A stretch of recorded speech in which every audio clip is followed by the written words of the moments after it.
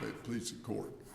My name is William Shepard, and accompanying me is Amanda Woods on behalf of the appellant Danielle Roman, who is a disabled veteran who was claiming veterans preference pursuant to Chapter 295 of the Florida statutes, which has been construed to be a remedial statute which must be strictly construed in favor of giving veterans preference. The reason that we give veterans preference is because of their service to our country and to the enhanced skills they received at the hands of the government in performing their military service. As I said, Danielle Roman is a disabled veteran. She applied for a position with the Florida Department of Transportation in the GIS field, which is Geographic Information System, which is computer map making, is about what it boils down to, which is a very skill-oriented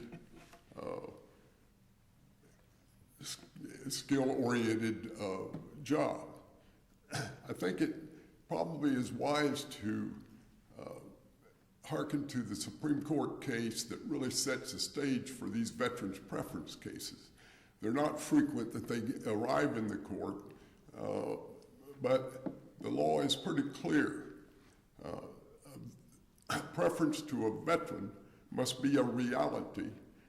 It cannot be made illusory or a mere gesture.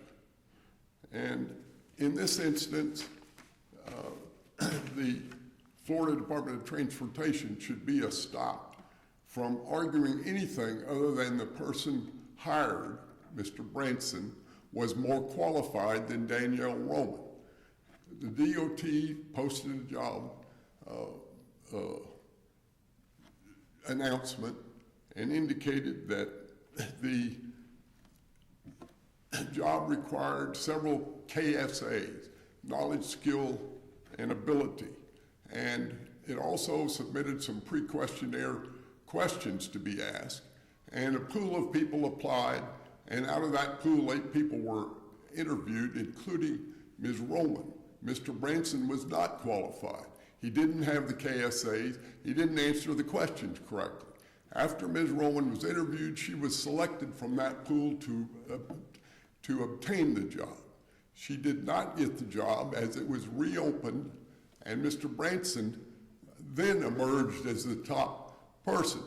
During his interview, the record... She, as I understand it, she was disqualified after the first round, and then it was reopened, and she was not a participant in that round. She was not told she was disqualified. She was not told of the reason she was disqualified. But she was disqualified.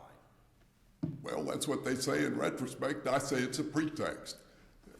Respectfully, what happened was that she was denied the job, was never told. There was 6 months after the job was filled did she learn that she didn't get it.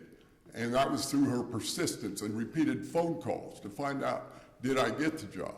They disqualified her unknowing to her. She then, after she found she did not get the job, and pursuant to this court case in Fuquay versus the school board of Collier County, put the Department of Transportation to their burden to prove that Mr. Branson was more qualified. So if they weren't competing for this at the same time for the same position, do you still compare their qualifications? That's what DOT told to the Department of Veterans Affairs. No, but I'm asking you. Yes, I think you do. If she's been disqualified and she's not in the running for this position, would you still compare her qualifications to his qualifications? If it was done according to the way humans deal with each other, I probably wouldn't. But in light of the record here, they didn't tell her. She is required under 295 to exhaust her administrative remedies by going to DVA, which she did. DVA then asked DOT, why didn't you hire her? Their response is because Mr. Branson was more qualified. It would have been, so what does she do? DVA rules for her. DVA compared the two simply because they weren't told that she was disqualified. As a result of that, DVA found in her favor, and I realize that we don't have to give deference to them, but shame on us for not, because they do have the expertise.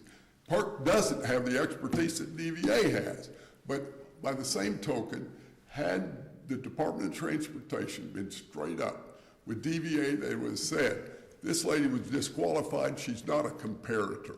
They didn't do that. So as a result of that, DVA performing its function and on its record, based on what DOT told them, not what anyone else told them, said she is more qualified. So as a result of that finding. If I may, but as I understand the procedural aspect, it did go in front of a hearing officer. There was a full-blown trial, almost like a trial, and there's some issue, I don't know whether she had counsel or not. She did. Okay, and testimony was presented. It was. And and as a hearing officer sits the role as a trier of fact, and took all that information, and for whatever reason, your client did not testify at that trial. And I call it a trial, it's basically a hearing. She did not. And then the hearing officer made very specific findings, because at that point, what was elicited, that unfortunately she really was disqualified because she didn't fill out her application, and she neglected, whether it's intentional, and there was a finding that it was intentional by the hearing officer, that she worked for Hillsborough County and not volunteered. So that finding was made, that factual finding was made by the hearing officer. It was. So my question to you, we sit here as the appellate court. We cannot go in and say, I agree with you, or I disagree with you. Why aren't we bound by the factual findings below? Because they're not supported by competent substantial evidence, and the hearing officer rejected, as did PERC, the estoppel argument, and just absolutely is not supported by competent substantial evidence. They disqualify her for a phone call. That's contrary to other case law. But our position is, we raised the argument of estoppel. The reason we did is because the DOT tells the Department of Veterans Affairs, we disqualify, they did not tell them that they disqualified her. They did not tell DVA that she was the leading candidate in the first round. And it's our secondary estoppel argument, which was rejected, and it's not supported by competent substantial evidence that it should be rejected, is that they changed the qualification for the job during the course of their interview, the second round with Branson, and changed it from a technical GIS KSAs, only relied on 2 of the KSAs, and they changed it more to a leadership type of thing.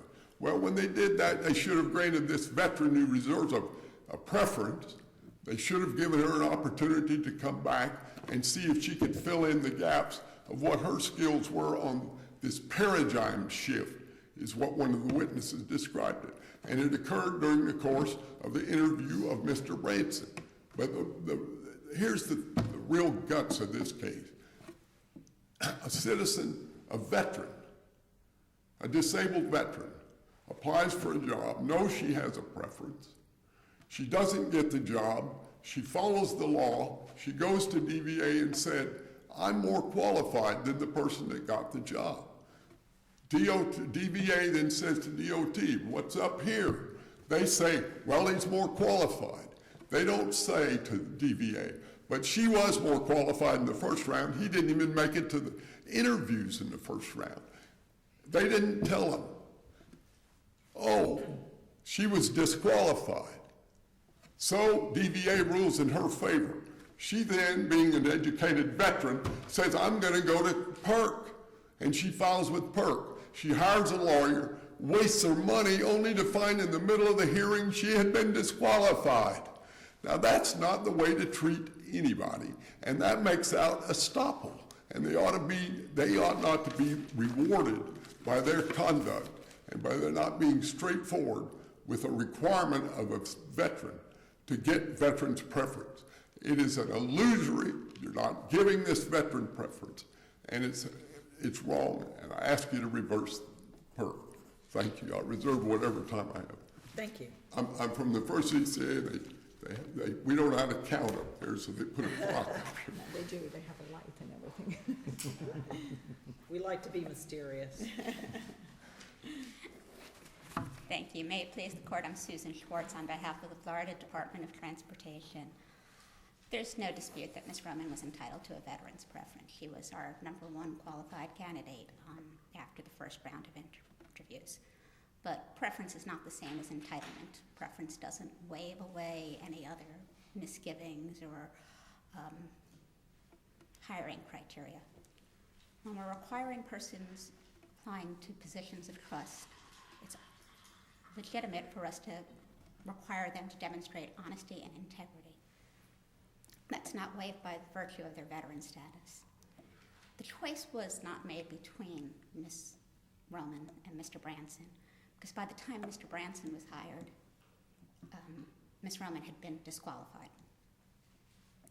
The ad listed 13 knowledge, skills, and ability. Ms. Roman says that we, on the second round, placed more weight on the first two items, which is knowledge of engineering principles and the ability to analyze engineering data. That's true with any interview.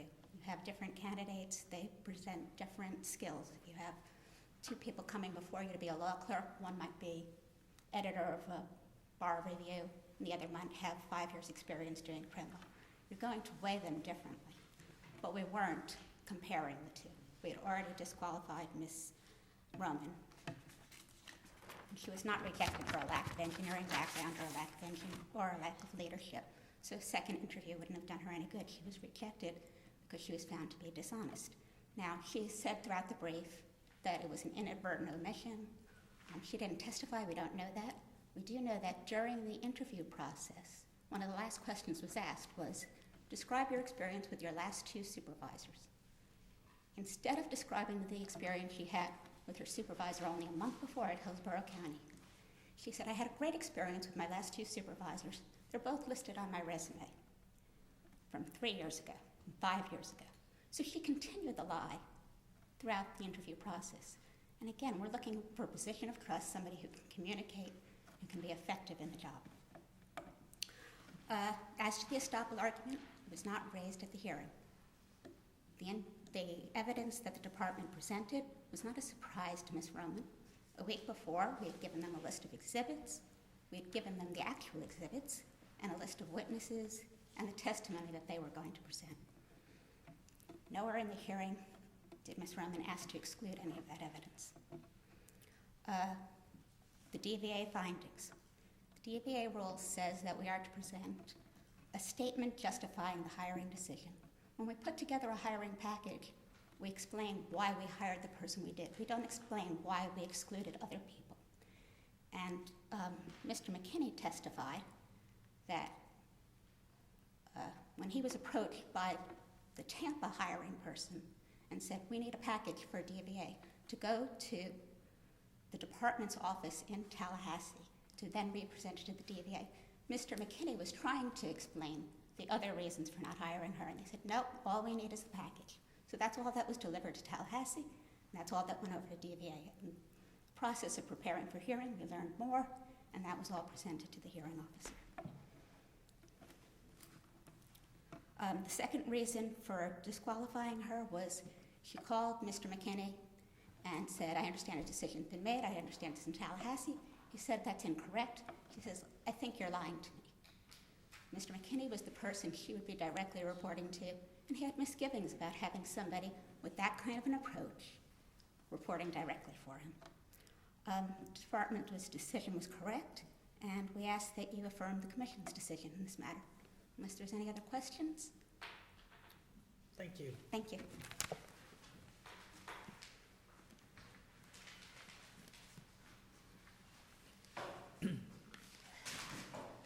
You've got about 5 minutes. Thank you. Appreciate that. Sure.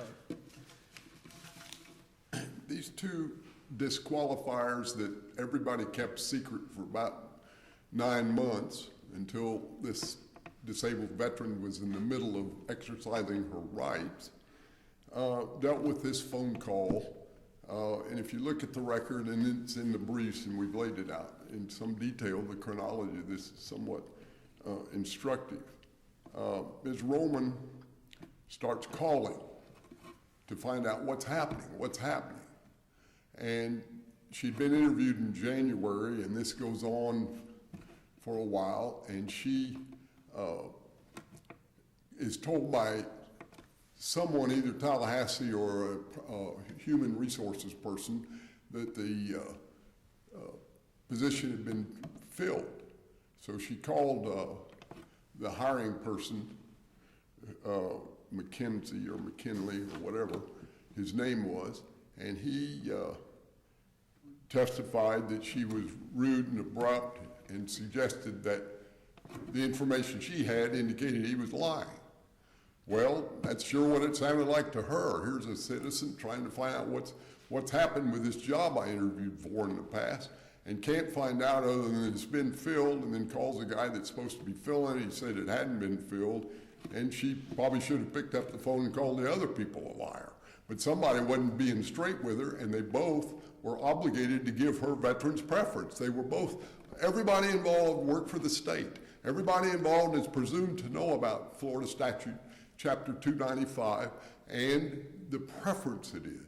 I suggest to you, as a person who's done preference type cases for a long time, nobody likes a preference. I represented blacks, nobody liked a preference. I represented women, nobody likes a preference. I represent disabled veterans, nobody likes the preference. But the law imposes you to like it. And these people did not like it, they did not respect it, they did not honor it, and they did not treat this woman fairly, very rudely. If you were doing business with someone like the Department of Transportation treated this lady, you would never spend a dime with them again, because they wouldn't deserve it. They don't deal straight. And when they're given a duty to prefer someone, that requires more than dealing straight. It requires a preference. And they didn't give it to her. And as to this phone call, one little phone call like that shouldn't disqualify someone, and you shouldn't put that disqualification in your pocket. Number two, the omitted reference. I've hired a lot of people in my day, and I look at their resume. What a resume says, and this is at Record Volume 2, page 255, Ms. Roman's exhibit number 1, when you look down, professional experience, GIS volunteer / analyst, Hillsborough County, Florida. Now, look at what she says she did there. And you tell me if you would let a volunteer perform these functions. You wouldn't in 100 years. So nobody read this correctly. Then there's, Mr. McKinley or whatever his name is, I apologize for not recalling it, tells one of the guys that he knows has a buddy down at Hillsborough, give a call and check up on her. They check up, she had said she was a volunteer. In the context of a question, how have you kept up with your GIS skill? Well, I volunteered with Hillsborough County. She failed to take the next step and say, I worked there for 3 months. And that disqualifies her because of this phone call, and they say, if you want to see your personnel file, come down here. Nobody goes down there. The veterans preference law is clear. It's a preference at every stage of the hiring process.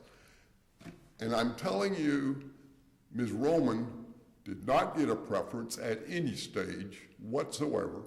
She is, without a doubt, far more qualified than Mr. Branson, who didn't even make it out of the corral on the first rodeo. They had to expand the pool. And all of a sudden, he jumps from nothing to the top. That's a pretext. And this veteran did not get her preference, and I urge you to hold PERC responsible because their rejection of the estoppel argument was not supported by competent substantial evidence. And that's my answer, Judge. Thank you, ma'am. Thank you. And, sir. Thank you all. That concludes our session for today. Court is adjourned. Could I take a point of personal? In July of this year, I will have been sworn in at this court into the Florida Bar for 47 years. Oh, fantastic. Congratulations.